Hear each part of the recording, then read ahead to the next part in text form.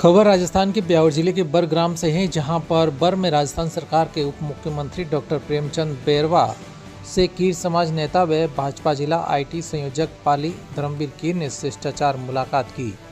इस मौके पर उन्होंने उप मुख्यमंत्री बैरवा से कीर समाज के छात्रावास की मांग को लेकर विशेष आग्रह किया गया। इस दौरान उप मुख्यमंत्री ने छात्रावास की फाइल जयपुर कार्यालय भेजने की बात कही, साथ ही क्षेत्रीय मुद्दों पर मंथन किया गया।